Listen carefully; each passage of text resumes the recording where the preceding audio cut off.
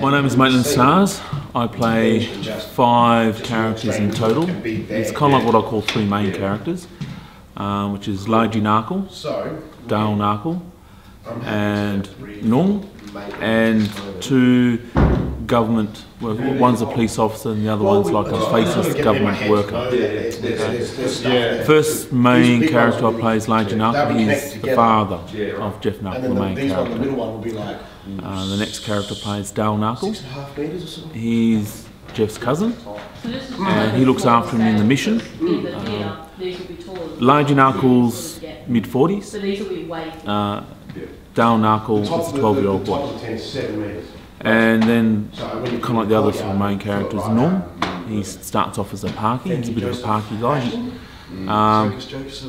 He's a bit ambiguous in age, about 30s, late 20s, 30s. And Geoff hooks up with him later on in life. Yeah. The other one is, Kid Dynamite.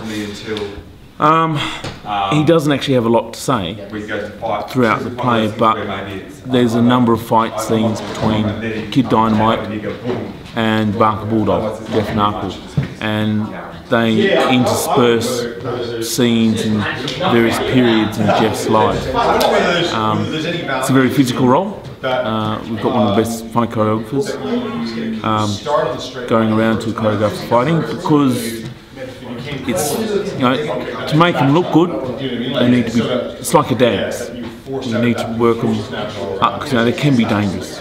There's scope. If myself and Clarence, who plays Geoff Narkle, if we're a little bit off or a bit unfocused, there's potential for us hurting each other. But it's really great fun to do. Do you know what I mean? So your hands go as soon as his failed attempt to lift you. Yeah? So we get a real sense of, I've landed, now I go, ugh, that didn't work, way rough. Yeah. Because for me as Kid Dynamite, it's quite physical. One of the things I do, generally get in a bit earlier than most, and I just start doing some stretches, start loosening the body, especially the spine. And then when everyone else gets in, we actually do a group warm-up together. We do a 7-minute warm-up all together, and then once again, we do some more stretching. I like it because, well, it warms my body up for the fight scenes. Myself and Clarence, we mark through the fight scenes every morning. Before we start the rehearsals, we mark through the fight scenes. So come performance day, we've got them completely ingrained in our body, so there won't be any mistakes. I like the warm-ups too, because an active body is a much more interesting body to watch on stage. When I was younger, I used to do boxing myself, and the troops used to get to Meriden, and my granddad used to love getting into the ring. And there's a really great story where a troop came to Meriden one time, and granddad didn't want to fight, but his mates, they were down at the pub drinking away, and his mates, "Come on, Snow, get in there, get in there." He said, no. But then after a few more beers, he said, go on, Snow, get in there. So granddad ends up getting in there, and he got in there with the main guy and knocked him out, and then the owner of the troop wanted to take granddad in his place instead.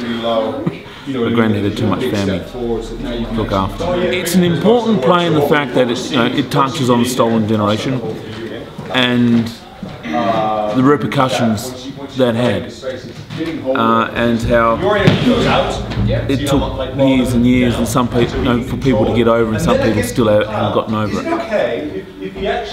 And so for me, that was key to the piece. That was the main concept of the stolen generation, which I absolutely love. We're still dealing with in Australia. We still haven't dealt with it properly. And then of course the physicality of the piece, which once again I love. I love working physically and playing multiple characters. I've always found that a challenge. There's gonna be a fight in this house. There's gonna be a fight in this house. We fight by the Marquess of Queensberry rules. No rabbit punching, no hitting below the belt, and no king hits. Keep it clean, boys, keep it clean. Touch gloves and come out fighting. Keep it clean, Bulldog.